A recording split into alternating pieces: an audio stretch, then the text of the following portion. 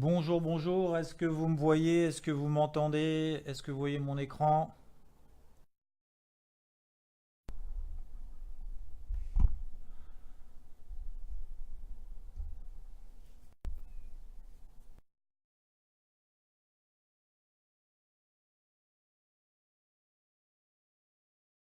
Salut Olivier, salut Alexis, salut Mathieu, est-ce que vous me voyez bien? Est-ce que vous m'entendez bien?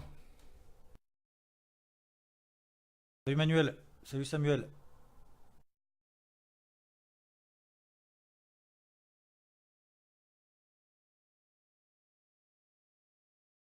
J'ai l'impression qu'il y a un petit décalage entre le chat et au moment où je parle. Est-ce que vous m'entendez bien?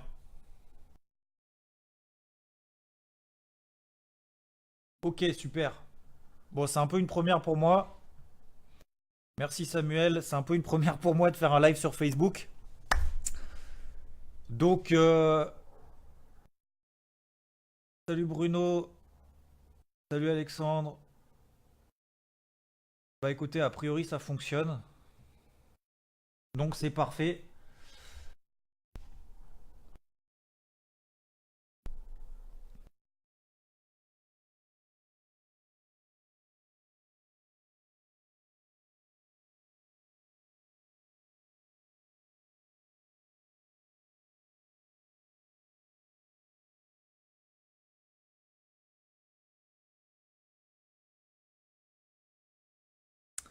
Je vais essayer de trouver comment ça fonctionne. Allez, bonjour à toutes et à tous. Bah, écoutez, première pour moi, parmi parmi Aria et parmi justement le groupe. Donc, je suis ravi de vous retrouver.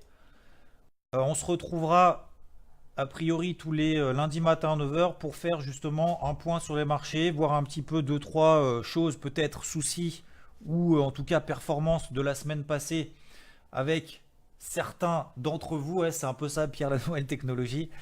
Pas forcément l'habitude de faire des lives sur les réseaux sociaux, etc. Donc voilà, il faut toujours apprendre, hein, que ce soit sur soi-même ou effectivement sur les nouveautés. Donc, on est ensemble, je crois, pendant à peu près une demi-heure pour voir un petit peu, bah, préparer la semaine, tout simplement. Alors, je sais pas si vous voyez mon écran, ce que j'essaye de vous partager. Alors, vous le savez, le trading, hein, c'est pas se lever le lundi à 11 h et puis essayer de voir un petit peu au pifomètre et au doigt mouillé, salut Yves, de savoir si ça va monter, si ça va baisser. L'objectif, c'est déjà de préparer la semaine. Donc, c'est pour ça que vous voyez que toutes les semaines, je fais notamment, vous savez, hein, donc, que je suis associé justement et je travaille notamment avec Rodolphe au sein d'Interactive Trading pour vous partager que ce soit des plans, des choses comme ça. Et c'est vrai qu'Aria, ça va être un complément pour pouvoir justement que ce soit gérer le money management, etc., etc. Mais ça, vous le savez déjà si vous faites partie de We Love Aria. Donc, je sais pas, est-ce que vous me connaissez tous, est-ce que vous me connaissez pas, est-ce que vous voulez que je me représente? Encore une fois, c'est une première, donc voilà, on va un peu discuter ensemble de deux trois choses. Je vais vous expliquer aussi comment est-ce que je travaille parce que ça va être important pour les fois suivantes, pour que vous puissiez comprendre quelle est ma façon de faire. Vous savez qu'il y a autant de façons de faire que de trader, autant de façons de faire ou d'analyser ou quoi que ce soit que voilà, c'est assez personnel. Donc, vous expliquer dans les grandes lignes un petit peu comment est-ce que je travaille, ma façon de. Ok pour la présentation, Jackie. Donc, ça fait 15 ans que je fais ça. J'ai commencé tout simplement, bah, une formation, on va dire classique dans l'économie. J'ai toujours été attiré par les marchés financiers depuis le collège. Je me levais le matin quand j'étais au collège pour relever les cours de bourse. Alors, Internet, ça commençait tout juste, hein, le fameux 56K pour les anciens, entre guillemets. Euh, pour les nouveaux, ça vous parle peut-être pas. Mais en gros, vous aviez l'accès, en tout cas à l'information, notamment sur les marchés financiers, était quand même très limité. Vous aviez en gros Bloomberg à la télé avec les cotations qui défilaient. Donc j'attendais que les cotations sur lesquelles j'étais alors positionné entre guillemets, Je notais des notes, je notais mes cours de bourse sur mon bloc-notes le matin avant d'aller au collège. Et j'avais accès justement à Internet en gros 1 heure le soir quand tout le monde était couché, qu'on n'avait pas forcément besoin d'appeler parce que vous ne pouviez pas téléphoner et être sur Internet en même temps. Donc voilà pour très rapidement. Et de fil en aiguille, après j'ai fait des études, machin, etc.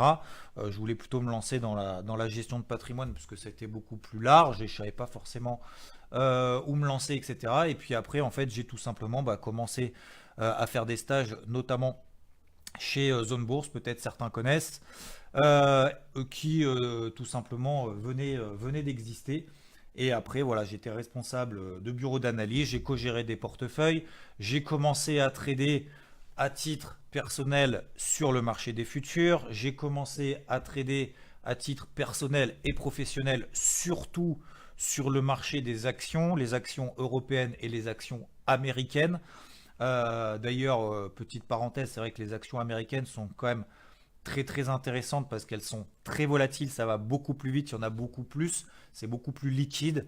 Et j'ai commencé à trader donc sur les marchés des actions de manière générale.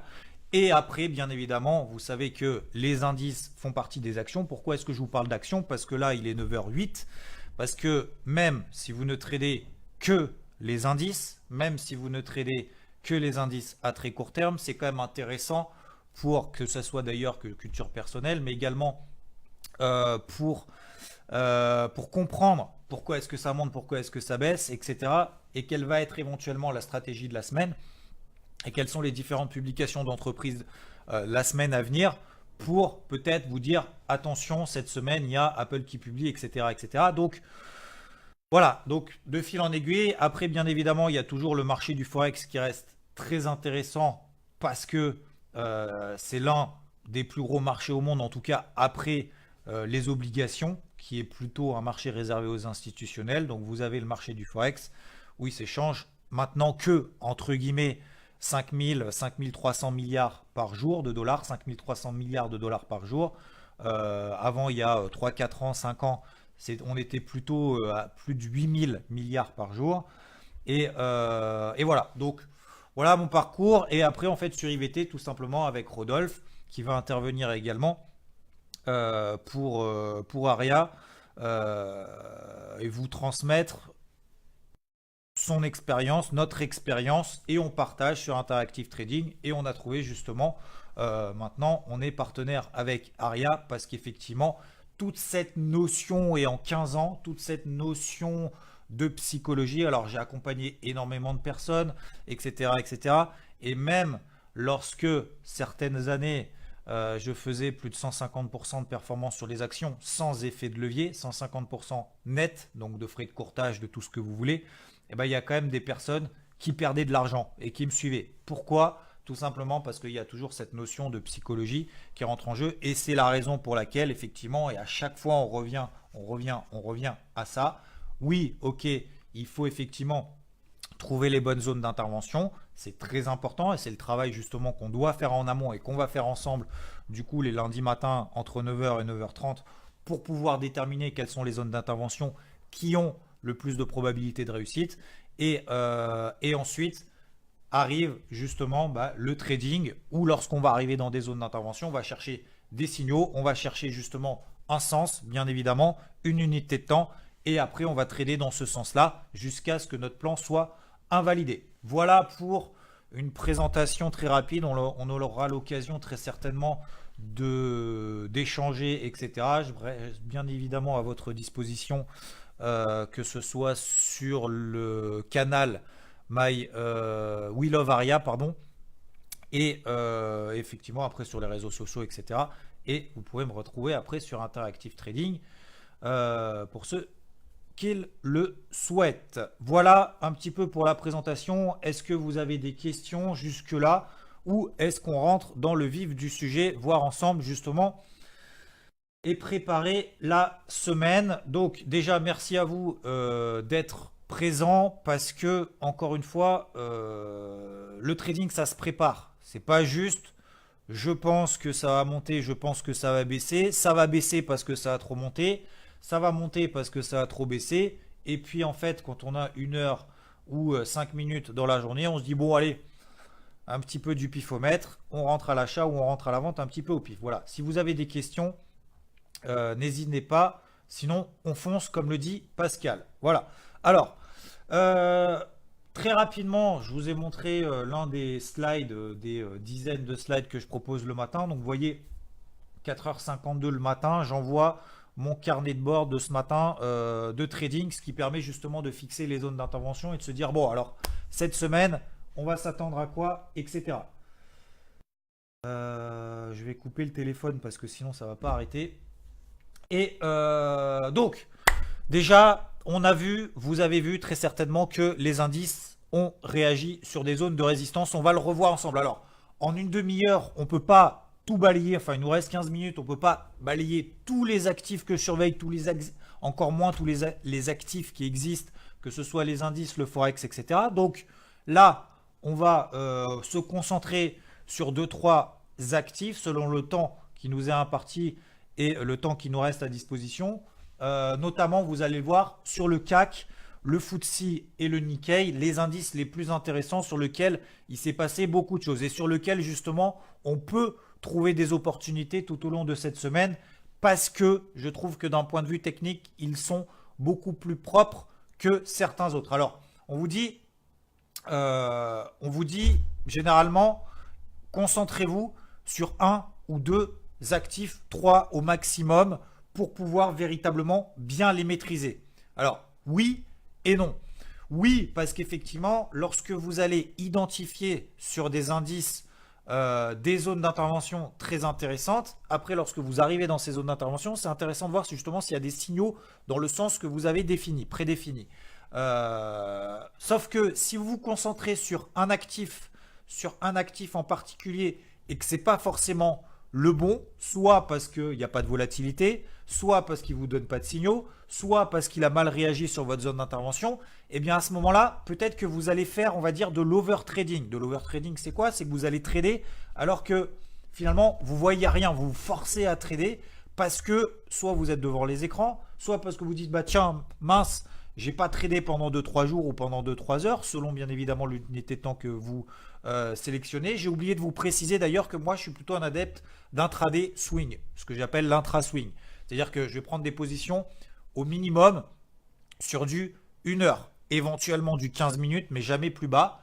L'objectif, ça va être justement plutôt de laisser courir le plus possible les positions, de travailler des zones de prix sur lesquelles il y a une grosse probabilité justement de réussite, mais d'essayer justement le plus possible d'avoir des trades et de les laisser pardon, courir le plus longtemps possible. Donc vous allez voir que sur certains indices, et pour revenir justement à cette notion de est-ce qu'il faut vraiment se concentrer sur un seul actif, point barre, oui, lorsque il vous donne des opportunités. Sinon, il ne faut pas forcément s'entêter à trader l'actif qui ne vous donne pas forcément raison. D'accord?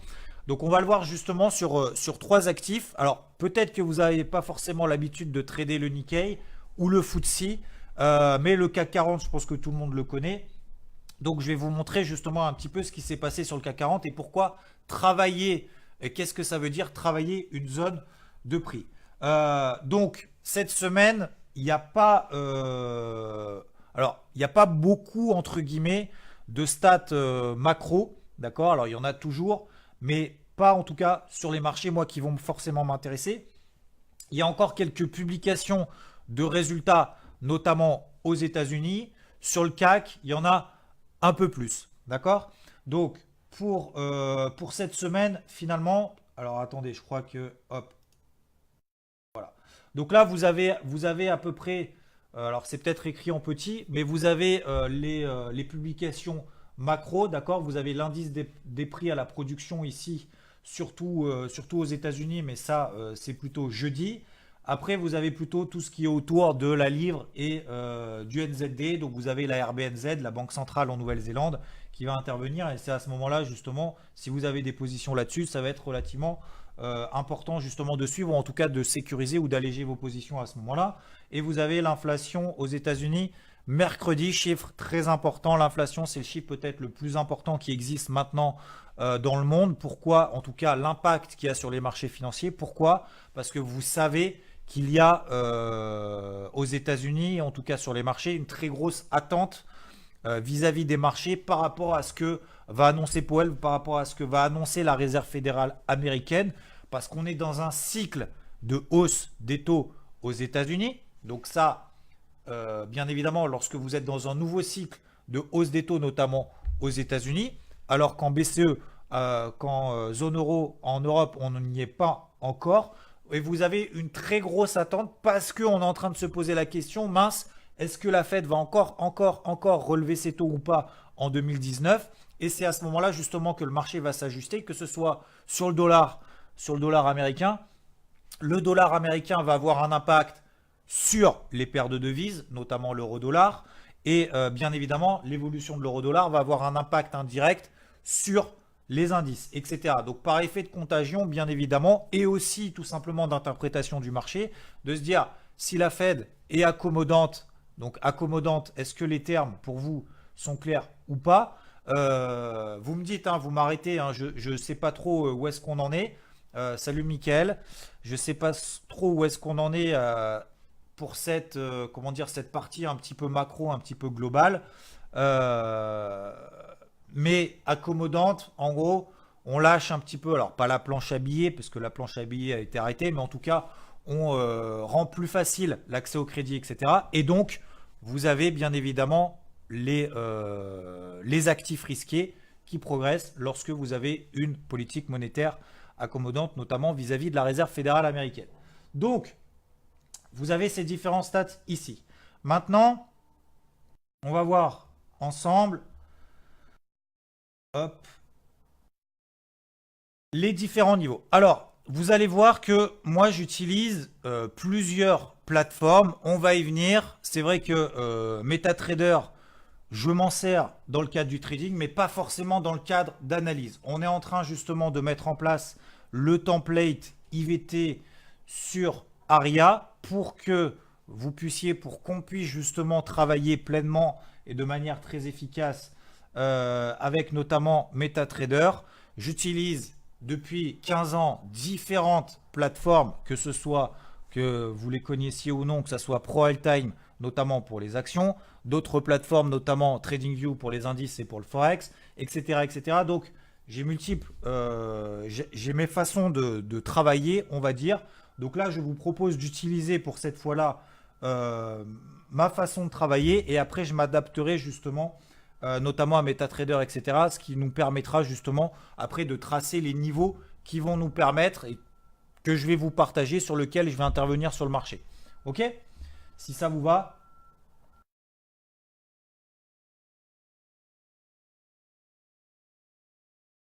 Hop, hop, hop. Alors, attendez que je m'y retrouve.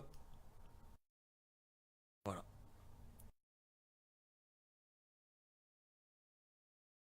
Alors, je vous propose de regarder notamment le CAC. Alors, le CAC, on est dans une situation... est-ce que vous voyez mon graphique? Je ne sais plus où je suis. Ouais, vous voyez mon graphique, c'est bon. Hop. Je vais mettre juste ici le daily. Alors, je suis pas trop adepte de la météo de la veille ou quoi que ce soit, mais ça peut encore nous servir. Donc, on a une zone sur le CAC. Je travaille beaucoup avec notamment les niveaux de retracement. Les niveaux de retracement de 50%, c'est des niveaux de retracement très simples à mettre en place, sur lequel finalement on arrive avec ce niveau de retracement là à déterminer les tendances en place. D'accord? Lorsque je travaille sur du daily ou du weekly, donc vous savez maintenant que je suis plutôt un adepte de swing trading, et vous savez que j'utilise énormément les niveaux de retracement, notamment de 50%, pour déterminer les tendances. Vous savez que vous utilisez Aria, vous savez maintenant comment est-ce qu'on fait pour déterminer les tendances et pourquoi est-ce que déterminer les tendances vous permet d'avoir justement des probabilités de réussite importantes sur vos trades. D'accord? Vous connaissez justement ces notions de tendance. C'est la tendance sur l'unité de temps que vous tradez. Et après, vous switchez sur l'UT plus 1, l'UT plus 2. Ce qui permet de savoir justement dans quel contexte on est. Et lorsque vous avez une convergence des tendances, et ben à ce moment-là, vous savez que vous avez une forte probabilité de réussite dans le sens, bien évidemment, de ces trois tendances-là. Est-ce que là-dessus, pour tout le monde, c'est bon? Donc, sur le CAC, pourquoi est-ce que cette zone de retracement de 50% est très importante? Tout simplement, regardez ici, je prends tout simplement les plus hauts depuis septembre de l'année dernière. D'accord? Je prends le plus bas ici, ok? Vous savez, quand on a eu cette fameuse panique qu'on a eue entre Noël et le jour de l'an, et à ce moment-là, vous prenez tout simplement cette zone de retracement de 50%. Une zone de retracement de 50% seule, je ne vais pas dire que ça ne sert à rien, mais c'est moins pertinent que si vous avez ce qu'on appelle une zone de convergence, où convergent plusieurs éléments, où convergent un niveau technique très important qui renforce justement sa pertinence. Et regardez, je me mets ici en weekly. Est-ce que vous voyez bien ce que ça donne? Vous voyez en weekly ici, ça vous donne à quoi ça correspond? Au plus bas qu'on a fait tout au long, alors tout au long du deuxième semestre 2017, donc fin 2017, tout au long de l'année 2018, jusqu'à ce qu'en octobre, on l'enfonce, on explose les plus bas, tout le monde disait justement à ce moment-là, entre Noël et le jour de l'an, ça y est, bear market, crack, ça va baisser, ça va s'effondrer, tendance baissière, etc., etc. En fait, tout simplement, c'était le point bas. Et depuis, on n'est jamais... je ne vais pas dire que les indices n'ont jamais connu des hausses aussi importantes pendant des semaines d'affilée, mais en tout cas, on est dans un rebond quand même relativement d'ampleur. Ce qui nous intéresse ici, c'est justement cette zone ici sur les 5030, donc que j'avais repéré, et sur lequel tout simplement après j'ai été positionné vendeur autour de cette zone-là. Donc vous voyez ici que la détermination, encore une fois, de niveau très très important, ça va nous permettre quoi? Ça va nous permettre tout simplement de se dire, ok, ça monte tous les jours. Alors oui, sur des unités de temps très courtes, notamment en horaire et en dessous, vous êtes dans une tendance haussière horaire, etc., etc. Donc oui, on peut acheter sur ces unités de temps. Attention, lorsqu'on arrive sur des zones aussi importantes que ça, eh bien, c'est à ce moment-là qu'on peut commencer à avoir justement des stratégies, notamment short, des stratégies de vente, des stratégies baissières, parce qu'on sait qu'on arrive sur une zone qui va forcément faire réagir les marchés. Alors vous voyez que sur le CAC notamment, on a percé cette zone-là. On aurait très bien pu se dire, ben mince, on est en train de casser cette zone, donc on va aller chercher des niveaux plus hauts, etc., etc. Mais justement, le fait d'avoir des plans de trading déterminés à l'avance, ça va vous permettre de vous dire, ok, non, à ce moment-là, ben, j'arrête les achats. Et si j'ai des signaux baissiers, notamment sur des unités de temps longues, c'est-à-dire en H1, H4, voire même en daily, je prends des positions vendeuses. Alors ce matin, on a un open quasiment open en extrême, quasiment open égal plus bas, alors que en fin de semaine dernière, on était plutôt justement dans une phase de hausse de la volatilité sur les indices. Donc là, on a eu la rupture. Vous voyez ici, je vais mettre en 4 heures. Regardez ici en 4 heures.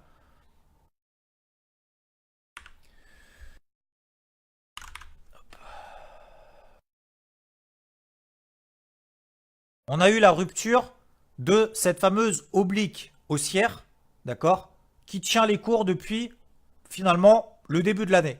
Une fois, deux fois, trois fois, quatre fois, etc., etc.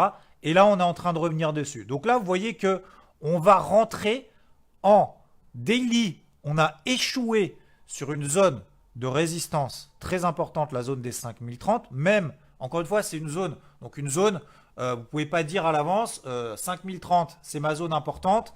Si on fait 5032, ça y est, ma zone à l'invalidé. Il faut laisser travailler un petit peu le marché. Vous avez toutes les notions de flux, de rachat de short, etc., etc., qui justement, notamment, ont alimenté, à mon avis, cette progression qu'on a depuis quand même quelques semaines maintenant.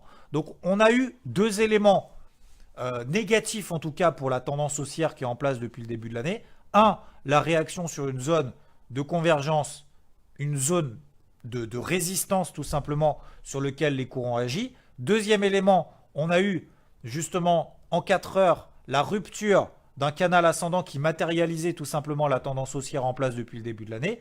D'accord? Deuxième chose, et très importante également en 4 heures, vous voyez ici ce qui est en rouge. Ici, on travaille chez IVT, je travaille beaucoup avec la moyenne mobile à 50 périodes. En fait, pour moi, la moyenne mobile à 50 périodes, c'est ça qui va vous permettre de déterminer la tendance en cours. Donc, on est au-dessus de la MM50, on est revenu dessus. Vous avez également de la bande de Bollinger inférieure. Donc, en H4, tant qu'on ne passe pas sous cette zone des 4950 points, pour le moment, nous restons en tendance. Alors, en daily, haussière au-dessus de la MM50, mais en H4, autour de la MM20 ici qui est plate. Donc, en H4, nous sommes dans une tendance. Nous sommes dans une tendance comment, à votre avis? Dans une tendance neutre. D'accord? Donc, qu'est-ce qu'on va travailler, à votre avis? Premier élément de réponse, à votre avis. On va partir du principe que tant, bien évidemment, il faut s'adapter après aux conditions de marché, etc., etc. Neutre, merci Christian. Tendance neutre. Donc, en H4, sur cette unité de temps, on va partir du principe qu'on va évoluer en range entre, on va dire, allez, 4930 et 5075. Donc, on va prendre toujours un petit peu de marge, d'accord? Neutre en H4, d'accord? En daily, je garde plutôt un biais baissier. Pourquoi? Parce qu'encore une fois, si on part ici en hebdomadaire, on est tout juste, on a tout juste rallié la MM20 hebdomadaire. On a la MM50 qui est bien au-dessus, etc. On est sous une zone de résistance très très importante. Donc pour moi, le timing acheteur en swing à l'heure actuelle n'est absolument pas intéressant. Donc en swing, je vais privilégier l'option, en fait, la stratégie vendeuse en swing sur le CAC. Ok, ça c'est la première chose. Deuxième chose, si j'arrive à charger mon graphique, ce qui n'est pas forcément le cas. Je vais recharger.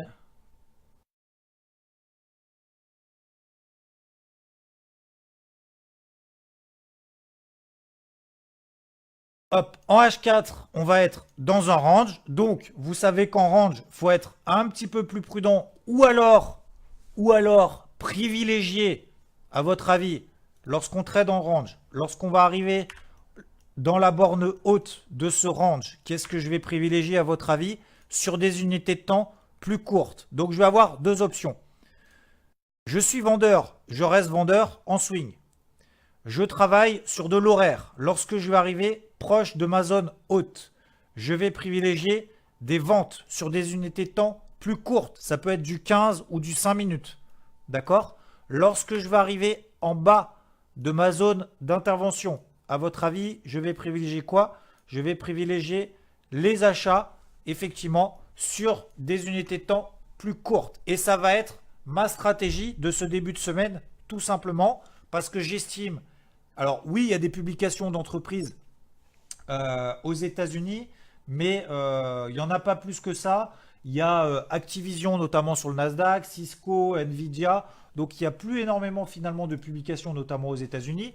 En Europe et plus particulièrement sur le CAC 40, puisque c'est l'indice qui nous intéresse, vous avez Kering, Air Liquide, Schneider, Vivendi, Crédit Agricole, Renault, Capgemini, etc. Donc vous avez quand même pas mal de publications, notamment au sein du CAC, et donc ça va entraîner bien évidemment de la volatilité. En attendant, plutôt que d'essayer de trader n'importe comment au milieu d'un range en données horaires, je vais attendre patiemment le ralliement de la borne haute ou de la borne basse pour privilégier les stratégies intraday. D'accord?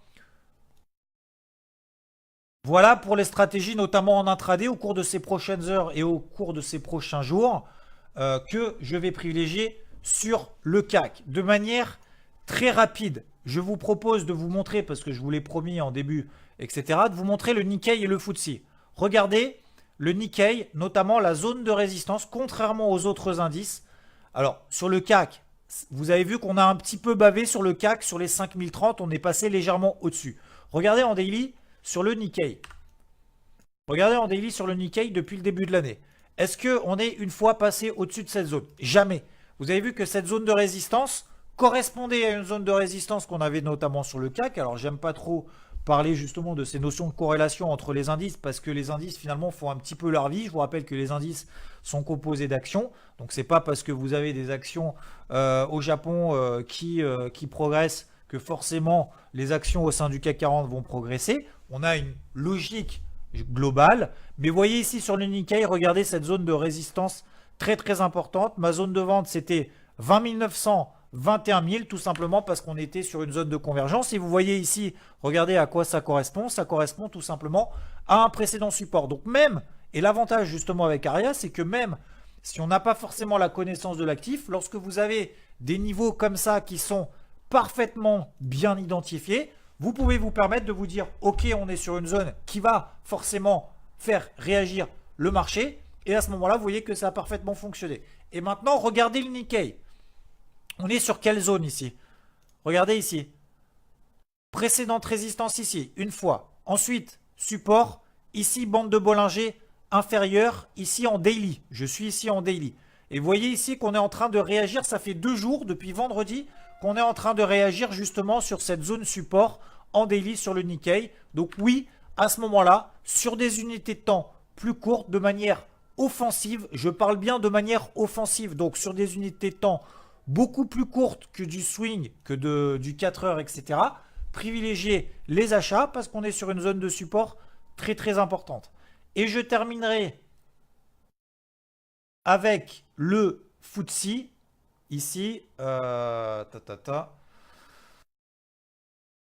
si je le retrouve, il est là. Et si mon graphique va encore une fois se charger, je ne sais pas ce qui se passe ce matin. Je vais vous montrer le FTSE. Hop.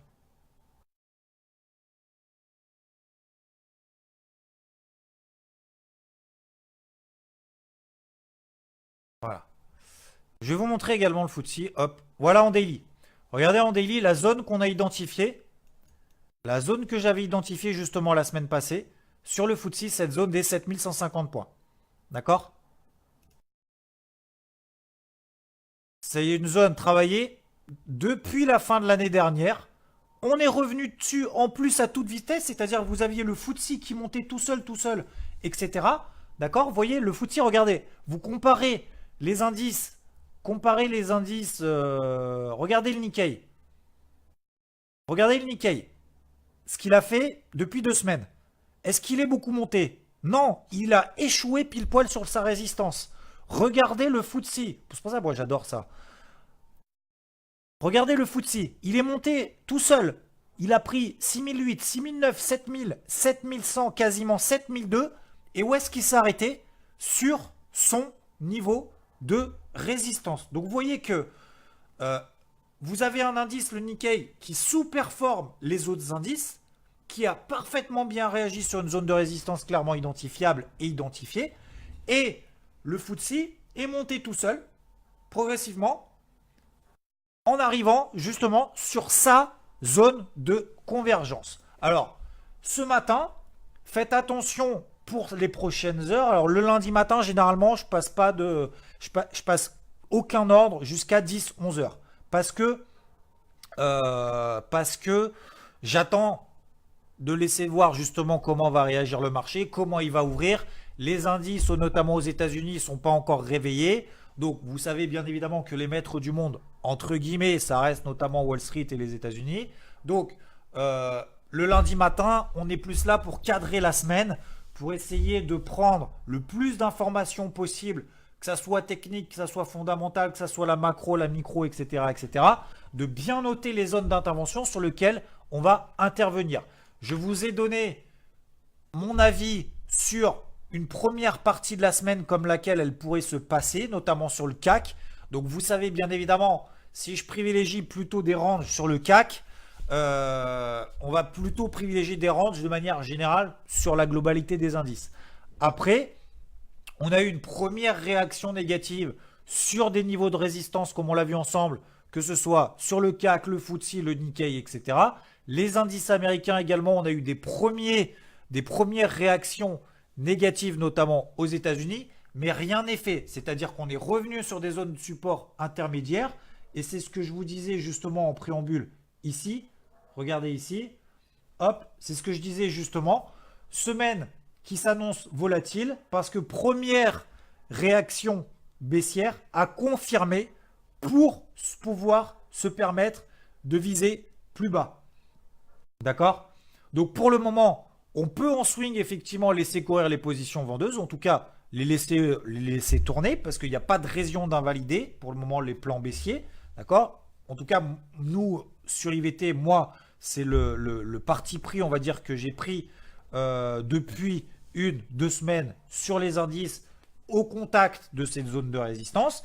Ça a fonctionné sur certains indices comme le FTSE, le Nikkei, voire même d'ailleurs l'IBEX. Sur d'autres, on est passé légèrement au-dessus, notamment sur les indices américains et également sur le CAC.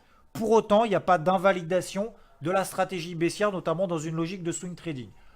À très court terme, sur des unités de temps, encore une fois, plutôt H4, H1, range en ce début de semaine, le temps que les publications fassent leur effet, notamment sur le CAC, etc. D'accord? De le voir d'ouvrir le marché, notamment aux États-Unis.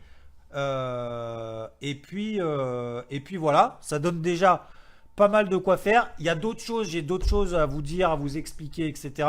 Sur l'or, sur le pétrole, sur les autres indices, notamment sur l'euro-dollar. Je crois que c'est prévu 30 minutes pour éviter d'être trop long. Si ça vous convient comme format, on a pris un peu de temps justement pour échanger ensemble, que je puisse un petit peu vous me présenter pour que vous sachiez un petit peu d'où est-ce que je sors pour celles et ceux qui ne me connaissent pas. J'interviens dans différents médias, que ce soit BFM Business, que ce soit Boursorama, le jeudi matin, etc. Bien évidemment sur IVT, sur Interactive Trading. Et je vous retrouve donc très très vite le lundi matin, donc sur Aria. Je voulais vous parler également d'autres choses pour celles et ceux ici qui ont posté justement, parce que je crois que ça vous intéresse aussi, qu'on puisse voir ensemble peut-être les erreurs de certains, que ça puisse justement nous permettre de progresser. L'objectif, c'est pas de dire ah bah tiens, lui il a perdu de l'argent, ah bah tiens, lui il est meilleur que moi, lui il est meilleur que lui ou quoi que ce soit. L'objectif, c'est de progresser ensemble. C'est pas parce que il y en a un qui gagne que l'autre va forcément perdre, etc. Donc l'objectif ici, c'est vraiment de partager. Et moi, ce que je trouvais intéressant, c'était la publication de l'Aude Istig, a priori. Donc, qui disait « Je sentais bien le short ». Alors moi, ça m'interpellait un petit peu. Est-ce que c'était la façon de le dire ou est-ce que c'était la façon de publier ou mon interprétation? Sentir le marché, c'est bien. Mais c'est mieux de savoir, encore une fois, d'identifier au préalable les zones d'intervention. Une fois que vous avez justement les zones d'intervention, comme on vient de le faire ensemble pendant à peu près une demi-heure, eh bien, ça sera beaucoup plus facile que d'essayer justement, encore une fois, de sentir le marché. Donc, moi, je l'interprète de cette manière-là. Bravo à toi, en tout cas, l'autre, parce qu'effectivement, tu avais un ratio risk-reward de 2, ce qui te permet d'avoir un objectif 2 fois supérieur au stop, ou en tout cas à la perte, au risque que tu prends. Mais ça a fonctionné parce qu'effectivement, j'ai vu que c'était du M15, donc du 15 minutes, notamment sur le DAX, ce qui permet justement de profiter de cette accélération baissière qu'on a eue sur le DAX, puisqu'on était encore une fois sur des zones de résistance. Zone de résistance, c'est exactement la stratégie, justement ce que je vous ai indiqué ce matin, c'est exactement cette stratégie-là. Vous arrivez sur des zones de résistance de manière offensive, effectivement, on peut se placer short sur des unités de temps beaucoup plus courtes. Donc Christian me dit concrètement, tu règles Aria sur quelle UT en ce début de semaine? On vient de le voir, je le répète, concrètement, rentre sur le CAC, identification en H4, zone de résistance, zone de support, je vends la résistance en M15, voire même légèrement en dessous, d'accord? Et lorsque tu arrives proche du support, la borne basse de ton range H4 sur le CAC. En tout cas, moi, c'est ce que je vais faire. Je ne fais pas de conseils ou quoi que ce soit, hein. Je vous indique de manière transparente qu'est-ce que je vais faire. On en fera le suivi d'ailleurs la semaine prochaine, si ça vous intéresse. Voir un petit peu qu'est-ce qui s'est passé par rapport à cette stratégie-là. Et lorsqu'on arrive proche du support en H4, je vais me placer sur des unités de temps beaucoup plus courtes, notamment du 15 minutes, voire du 5 minutes, à l'achat, pour privilégier encore une fois l'évolution dans un range, en tout cas en début de semaine. Donc pour le moment, concrètement, on arrive en plein milieu d'un range H4 sur le CAC au niveau de la MM20 en 4 heures. Je vous suggère de mettre la MM20 en 4 heures, de mettre la MM20 la MM50 en 4 heures, et ça vous donnera justement la MM20, le milieu du range dans lequel on évolue, la MM50, la borne basse, où j'estime qu'on pourrait en intraday, pourquoi pas réaliser des achats à ce moment-là. Ok? Voilà, j'espère que cela il vous a convenu. Quelqu'un m'a demandé si j'ai enregistré. Je ne sais pas si on peut enregistrer, si on doit enregistrer et comment on enregistre. Donc j'en sais rien du tout. Angelo. Merci à toutes et à tous. Je vous retrouve donc lundi prochain. On se retrouve également, je posterai quelque chose, des choses sur hashtag WillOfAria. Bravo à toutes celles et ceux qui ont fait une belle semaine. Préparez bien la semaine, identifiez bien vos zones d'intervention. Et je vous retrouve plus tard. Merci à tous, bye bye.